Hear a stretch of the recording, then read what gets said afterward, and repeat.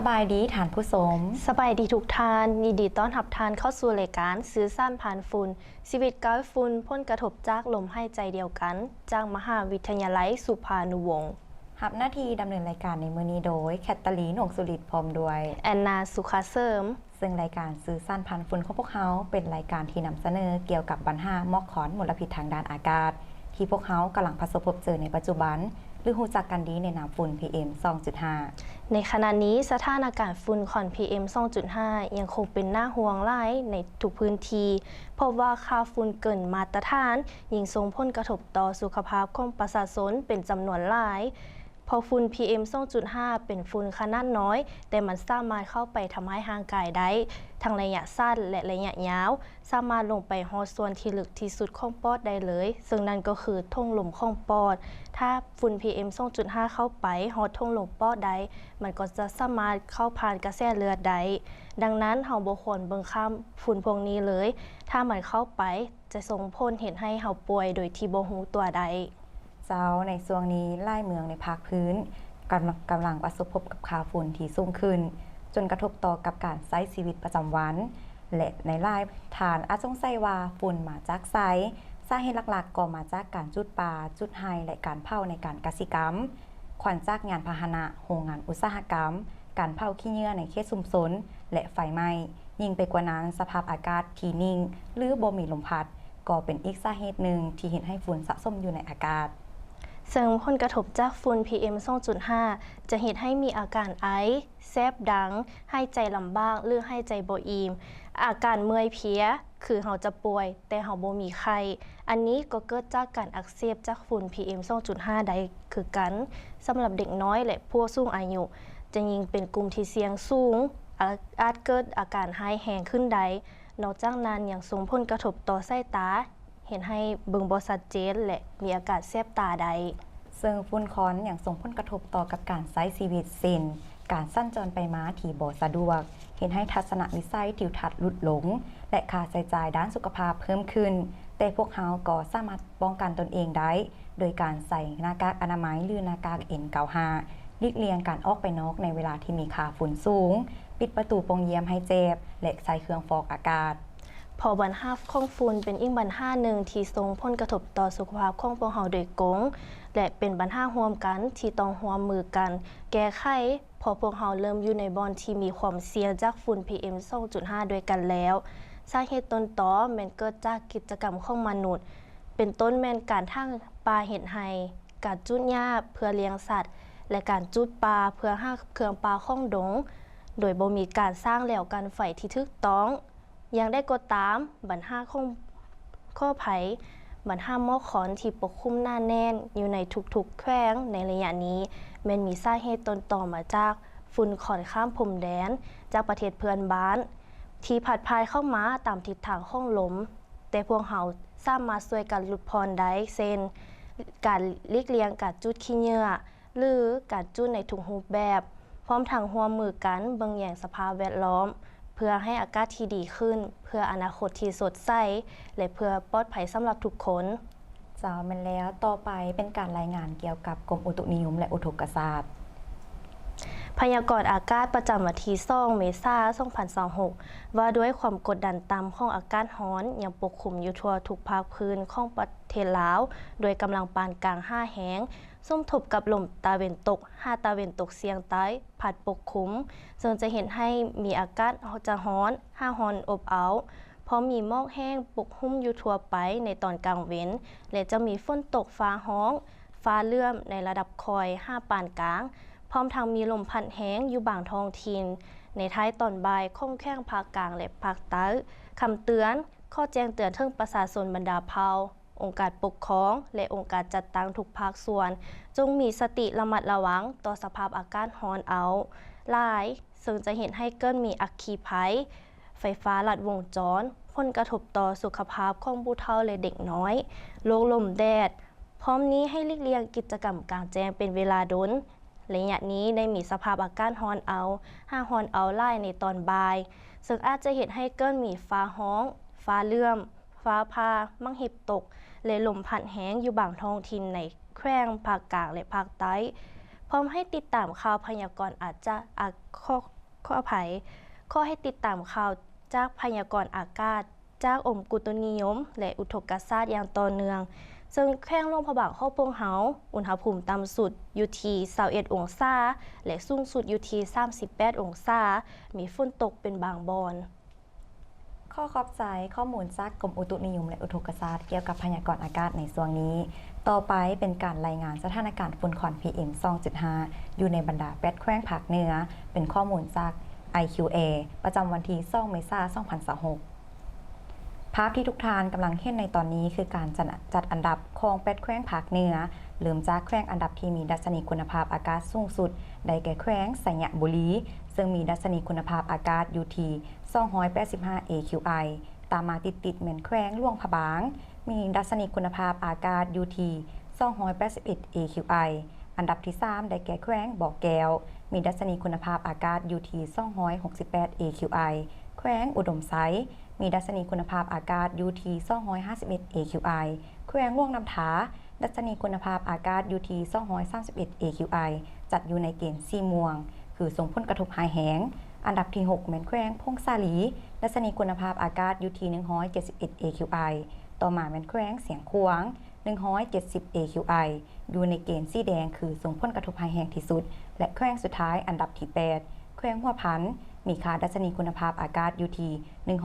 140อยู่ในเกณฑ์สีส้มคือส่งผลกระทบนั่นเองเจ้าต่อไปปริมาณฝุ่นคอน PM 2.5 จาก8แขวงภาคเหนืออันดับที่1เป็นแขวงสัญญบุรีซึ่งมีปริมาณฝุ่นคอน PM 2.5 สูงสุดอยู่ที่210ไมโครกรัมต่อเมตรกรตามมาด้วยอันดับ2แขวงหลวงพระบางปริมาณฝุ่นคอน PM 2.5 อยู่ที่206ไมโครกรัมต่อเมตรกรซึ่งอยู่ในเกณฑ์สีม่วงแม่นส่งผลกระทบหายแห้งถัดมาเป็นแขวงบ่อแก้วมีค่าข้อไผ่มีปริมาณฝุ่นคอนอยู่ที่193ไมโครกรัมต่อเมตรกร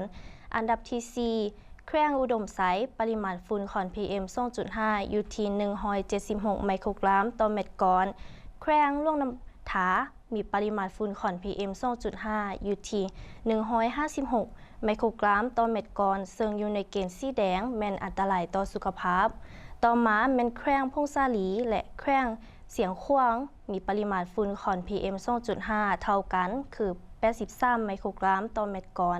และแขวงสุดท้ายแม่นแขวงหัวพัน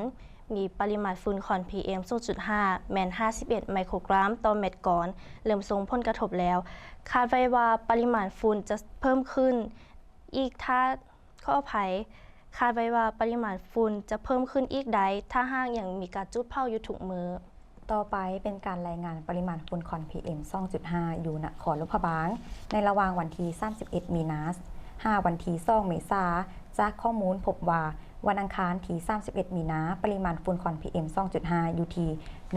142ไมโครกรัมต่อเมตรกรวันพุธ1มีนาคมมีปริมาณฝุ่นควัน PM 2.5 อยู่ที่183ไมโครกรัมต่อเมตรกรและวันพฤหัสที่2เมษายนมีปริมาณฝุ่นควัน PM 2.5อยู่ที่206ไมโครกรัมต่อเมตรกรซึ่งค่าฝุ่นที่กวดพบอยู่ในเกณฑ์ส่งผลกระทบส่งผลกระทบหายแห้งที่สุดส่วนดัชนีคุณภาพอากาศหรือ AQI ในวันอังคารที่31มีนาคมมีค่าดัชนีคุณภาพอยู่ที่218 AQI ต่อมาวันพุธดัชนีคุณภาพอากาศอยู่ที่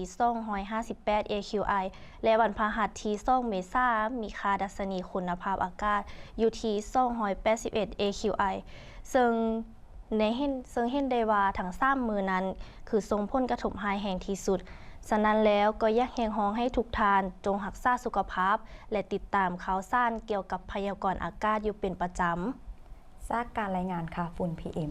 2.5 เห็นได้ว่าสถานการณ์ยังคงน่าเป็นห่วงพวกเขาข้อเรียกร้องให้ประชาชนทุกท่านจงตื่นตัวและให้ความสำคัญต่อกับสุขภาพของตนเองค่าฝุ่นที่เฮาได้ยินบ่แม่นเพียงแต่ตัวเลขแต่เป็นสิ่งที่กำลังเข้าไปในปอดของพวกเราทุกคนทุกลมหายใจทุกครั้งที่เฮายังเห็นการจุดเผามันบ่แม่นแต่ขอนที่ลอยขึ้นฟ้าแต่แม่นอนาคตที่กำลังถึกเผาทิ่มมื้อนี้อาจเป็นเพียงอาการไอหรือแน่นอกแต่มือข้างหน้าอาจกลายเป็นพยาธิที่หายแห้งอย่ารอท่าให้ห่างกายเตือนซ่าเกินไปถ้ามีอาการขอให้รีบไปพบแพทย์หมอโดยด่วนพ พายุผ่านไปแต่คอนยังคงค้างอยู่ในช่วงไล่มือที่ผ่านมานครหลวงพระบางของพวกเฮาบ่ได้มีแต่สายฝนและพายุที่พัดผ่านเข้ามาเป็นบางช่วงแต่ยังเป็นช่วงเวลาที่ไล่วิกฤตกำลังซ้อนทับกันอย่างเหงาเงียบสายฝนที่หลั่งลงมาเปลี่ยนเหมือนความหวังที่ช่วยสำระอากาศให้กลับมาคืนสดใสอีกครั้งแต่ความปลอดโปร่งนั้นก็ยังอยู่ได้เพียงแต่ชั่วคราวเมื่อฝนหยุดฝุ่นควัน PM 2.5 ก็กลับคืนมาปกคลุมเมืองอีกครั้งยังบ่ทันได้ให้ใจเต็มปอดแต่ภาพของเมืองในมือนี้บ่ได้มีแต่ฝุ่นควันที่บังทิวทัศน์การคาดแค้นและราคาน้ำมันที่พุ่งสูงกำลังกดดันชีวิตของผู้คนให้หนักหน่วงขึ้นอีกในความร้อนอบอ้าวที่ปกคลุมเมืองผู้คนจำนวนหนึ่งยังคงรอท่าต่อคิวในแถวยาวโดยที่บ่ใส่หน้ากากอนามัยป้องกันตนเองทั้งที่อากาศเต็มไปด้วยฝุ่นควันทุกการขับขี่รถในฝุ่นควันนี้บ่แม่นแต่เฮ็ดให้การเบิ่งเห็นยากแต่ยังเฮ็ดให้แสบตาและหายใจลำบากทุกลมหายใจกำลังถูกทดสอบอย่างช้าๆบ่เพียงแต่นั้นอากาศที่ร้อนและแห้งยังกลายเป็นเชื้อไฟให้กับเหตุการณ์ไฟไหม้ที่เกิดขึ้นในหลายๆจุดบางครั้งเกิดจากไฟป่าบางครั้งเกิดจากไฟฟ้าลัดวงจรเพิ่มความเสี่ยงให้กับชีวิตและทรัพย์สินของผู้คนเมื่อเบิ่งภาพรวมของนครหลวงพระบางในมื้อนี้แล้วคือกำลังยืนอยู่ท่ามกลางไล่วิกฤตทางอากาศที่ขุ่นมัวความร้อนอบอ้าวการดำรงชีวิตที่ยากลำบากขึ้นและพฤติกรรมบางอย่างที่เฮายังคงเบิ่งข้ามพายุอาจจะผ่านไปฝนอาจจะช่วยเฮาได้เพียงชั่วคราวแต่ถ้าเฮายังบ่เปลี่ยนแปลงขอนนั้นก็จะบ่หายไปมื้อนี้พวกเฮาอาจยังยืนอยู่ในแถวน้ำมันยังขับขี่รถสูดดมฝุ่นควันยังหายใจในอากาศที่บ่แน่นอนแต่มืออื่นถ้ายังบ่เริ่มเปลี่ยนแปลงเริ่มต้นจากการเบิ่งอย่างตนเองบางทีบ่แม่นแต่ทิวทัศน์ที่จะหายไปแต่อาจเป็นคุณภาพชีวิตที่ค่อยๆจางหายไปพร้อมกันแต่มือหนึ่งเมื่อฝนตกลงมาอีกครั้งพวกเฮาอาจบ่ได้รู้สึกชื่นใจอีกต่อไปเพราะสิ่งที่เฮาสูญเสียไปอาจจะหลายกว่าเพียงแต่อากาศที่ดีท่านผู้ชมในระยะที่ผ่านมาสาขาสื่อสารมวลชนคณะภาษาศาสตร์ได้จัดรายการข้อไผได้จัดโครงการประกวดหูปเหงาสั้นขึ้นที่มหาวิทยาลัยสุภานุวงศ์โดยเป็นการร่วมมือกับโครงการแก้ปัญหามลพิษฝุ่นควันภาคเหนือและร่วมมือแก้ปัญหาฝุ่นควันอนุภูมิภาคลุ่มแม่น้ำคลองเซิงหูที่มีผลต่อสุขภาวะนำไปสู่อากาศสะอาดที่ยั่งยืนโครงการนี้บ่แม่นเพียงเป็นเวทีให้วัยหนุ่มได้แสดงฝีมือและความคิดสร้างสรรค์ผ่านผลงานรูปเงาสั้นแต่ยังเป็นการสะท้อนปัญหาสังคมโดยเฉพาะปัญหาสิ่งแวดล้อมและฝุ่นควัน PM 2.5 ที่กำลังเป็นประเด็นในปัจจุบันซึ่งบรรยากาศการจัดงานเต็มไปด้วยความคึกคืนและการมีส่วนร่วมของนักสร้างรูปเงารุ่นใหม่อย่างล่วงหลายสำหรับรายละเอียดและบรรยากาศในงานจะเป็นแนวใดนั้นเชิญทุกท่านติดตามรับชมในตอนบ่ายวันที่26มีนาผ่านมาที่สตูดิโอมหาวิทยาลัยสุภานุวงศ์ได้จัดงานประกวดรูปเงาสั้นภายใต้หัวข้อเพราะเฮามีลมหายใจเดียวกันขึ้นอย่างคึกคืนโดยมีจำนวน10ทีมและผ่านเข้ารอบ4ผลงานรูปเงาสั้นที่สะท้อนแนวคิดสร้างสรรค์และมุมมองของนักสร้างรูปเงารุ่นใหม่ให้เกียรติโดยท่านอาจารย์บุญทวีแก้วบุญคงหัวหน้าคณะวิชาคณะภาษาศาสตร์เป็นประธานพิธีในครั้งนี้พร้อมด้วยบรรดาครูอาจารย์และนักสร้างรูปเงาจากแต่ละทีมเข้าร่วมอย่างพร้อมเพรียงภายในงานได้มีการรายงานโครงการโดยย่อโดยท่านอาจารย์จันทพรไสวงศ์สารซึ่งได้นำเสนอถึงเป้าหมายและความสำคัญของโครงการพร้อมทางเปิดโอกาสให้แต่ละทีมได้แบ่งปันประสบการณ์และความยุ่งยากในกระบวนการถ่ายทำที่ผ่านมาภายหลังจากนั้นผู้เข้าร่วมงานได้รับชมผลงานรูปเงาสั้นที่ถูกผลิตขึ้นในช่วงปี 2024-2025 ซึ่งแต่ละผลงานเกิดจากการร่วมมือระหว่างครูอาจารย์และนักศึกษาในสาขาสื่อสารมวลชนทั้งผู้ที่กำลังศึกษาและผู้ที่สำเร็จการศึกษาแล้วแต่ยังคงร่วมสร้างผลงานอย่างต่อเนื่องการจัดงานในครั้งนี้ถือว่าเป็นครั้งที่2ของโครงการประกวดรูปเงาสั้นหลังจากครั้งทำอิฐที่จัดขึ้นภายใต้หัวข้อปลายทางของการศึกษาได้รับการต้อนรับอย่างดี และสร้างกระแสความสนใจในกลุ่มวัยหนุ่มอย่างหลวงหลายสำหรับผลการประกวดในครั้งนี้ปรากฏว่ารางวัลอันดับที่1ได้แก่เรื่องรุ่นสู่รุ่นพร้อมทั้งคว้ารางวัลโปสเตอร์ดีเด่นและนักแสดงดีเด่นรางวัลอันดับที่2ได้แก่เรื่องสูตรรางวัลอันดับที่3ได้แก่เรื่องลมหายใจใหม่และรางวัลผู้กำกับดีเด่นได้แก่เรื่องหักนี้บ่มีมลพิษขอขอบใจการอุปถัมภ์โดยสำนักงานกองทุนสนับสนุนการสร้างเสริมสุขภาพโครงการแก้ปัญหามลพิษฝุ่นควันภาคเหนือและร่วมแก้ปัญหาฝุ่นควันอนุภูมิภาคกลุ่มแม่น้ำคลองเสิงหุกที่มีผลต่อสุขภาวะนำไปสู่อากาศสะอาดที่ยั่งยืนและทานบ๊อบแอคเตอร์ที่ได้ให้การสนับสนุนงานประกวดในครั้งนี้บ่เพียงแต่เป็นเวทีให้วัยหนุ่มได้แสดงฝีมือและความคิดสร้างสรรค์แต่ยังเป็นการสร้างแรงบันดาลใจให้แก่นักสร้างรูปเงาหุ่นใหม่ให้สืบต่อผลิตผลงานคุณภาพและมีความหมายต่อสังคมในอนาคตต่อไปขอเชิญทานหับสมผลงานหุบเหงาสั้นที่ได้อันดับ3จากการประกวดในครั้งนี้ซึ่งมีชื่อเรื่องลมหายใจมา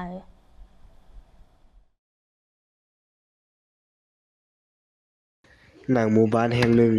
ได้มี2ไอ้น้องที่กำลังปลูกกกไม้อยู่ โอ้ฮอนเทไอเอาปลูกต้นไม้เพื่อนยัง เอากับปูไปเพื่ออนาคตของเขานี่แหละ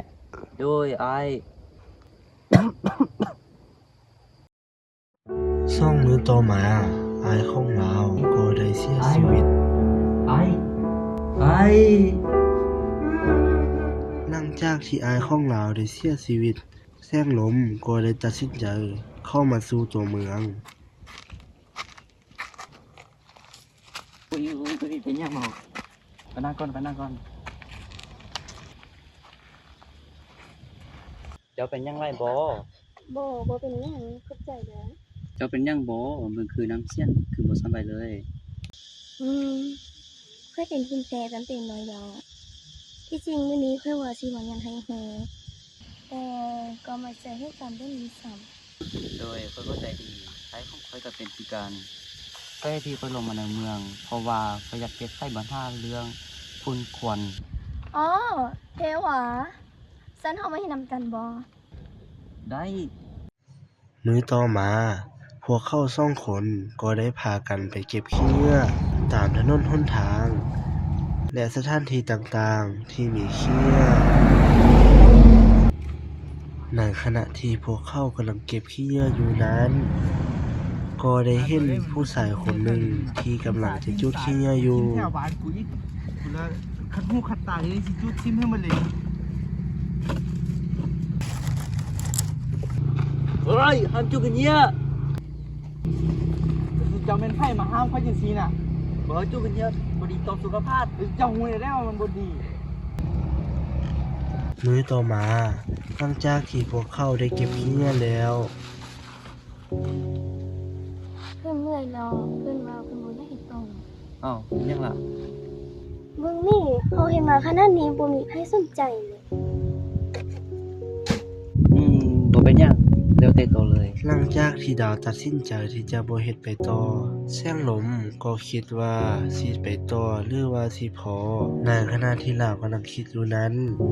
ลาวก็ได้เห็นเสียงของอายที่จากไปแล้ว มึงลองคิดบังแม่มึงเฮ็ดมาขนาดนี้แล้ว เป็นยังมึงคือบ่เฮ็ดต่อไปต่อให้มันบ่สำเร็จแต่มึงก็ได้เฮ็ดมันแล้ว ถ้ามึงบ่เฮ็ดแล้วมึงได้จะมีการเปลี่ยนแปลงเฮ็ดต่อไปเด้อแซมโลง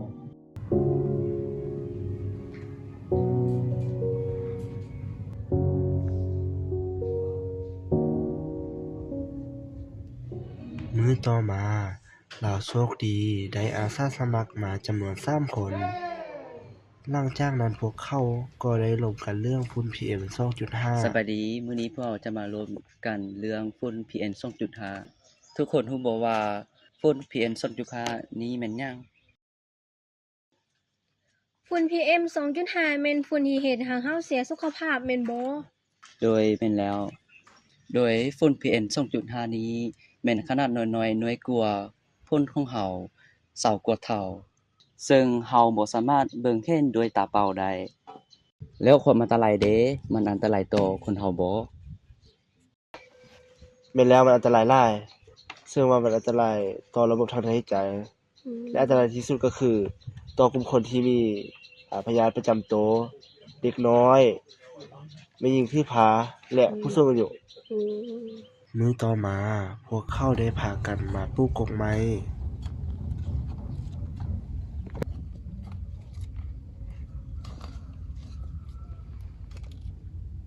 เสียงลมเพิ่นว่ามันก็แรงเลยได้พวกเพิ่นขอกลับกันเด้อ โดยบ่เป็นหยังเข้าใจอะไรเด้อที่มา บ๊าย ช่ว บาย ย บ๊ายบาย เพิ่นฝากตัวนี้ตัวปุ๊บก่อนเดี๋ยว โดยเข้าใจที่มาช่วยเด้อ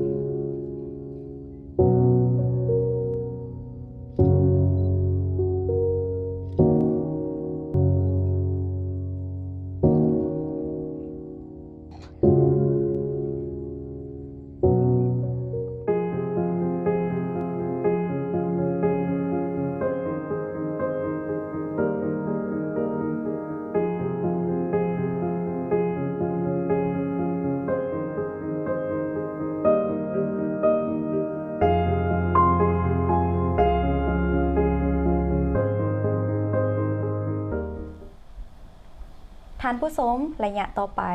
พวกเราจะมาให้ทุกท่านเห็นรู้เกี่ยวกับฝุ่นให้หลายขึ้น รวมทั้งการรับมือกับระยะความรู้สู้ฝุ่น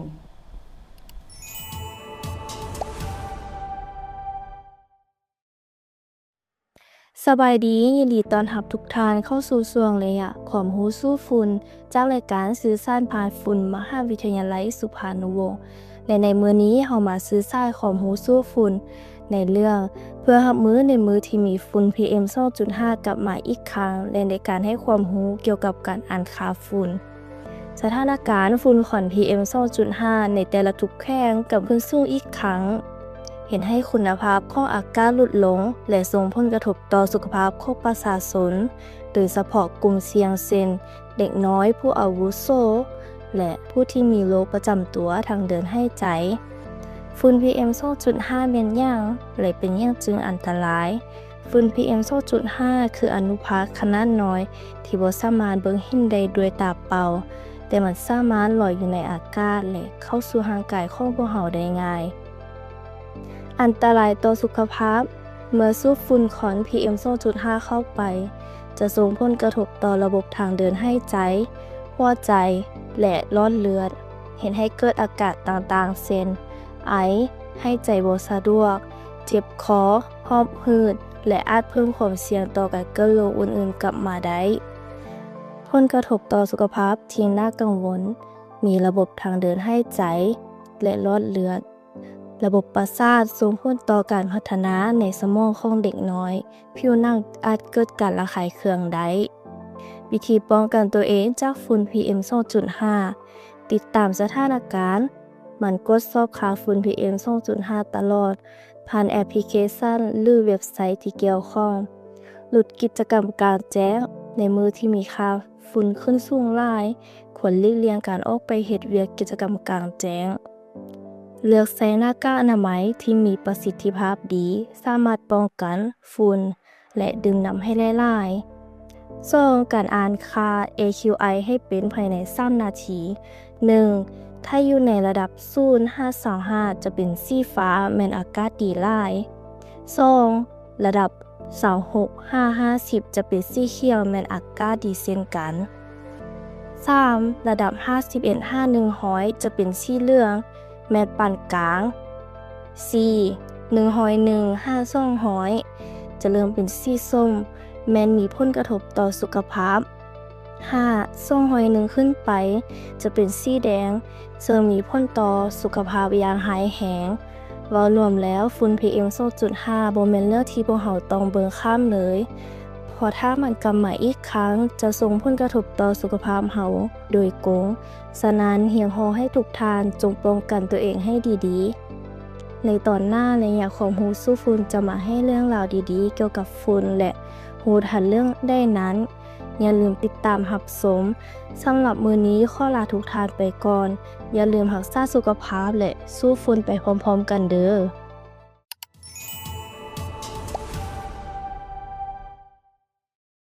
เจ้าที่ผ่านไปนั้นก็คือระยะของฮูสู้ฝุ่นผ่านรายการสื่อสารผ่านฝุ่นมหาวิทยาลัยสุภานุวงศ์ซึ่งรายการของพวกเขาก็ได้ดำเนินมาถึงระยะสุดท้ายกันแล้วพวกเขาเห็นได้เลยว่าปัจจุบันปัญหาฝุ่นเป็นอีกสิ่งที่พวกเขาจะต้องช่วยกันป้องกันปกปักรักษาสภาพแวดล้อมของพวกเขาให้น่าอยู่และเพื่อสุขภาพที่ดีของพวกเขาในอนาคตและนี่คือทั้งหมดของรายการสื่อสารผ่านฝุ่นจากทางมหาวิทยาลัยสุภานุวงศ์ขอบใจทุกท่านที่ให้เกียรติติดตามมื้อนี้พิธีกรทั้งสองพร้อมด้วยทีมงานต้องขอลาทานผู้ชมไปก่อนพบกันใหม่ในโอกาสหน้าสำหรับมื้อนี้ขอกล่าวคำว่าสบายดี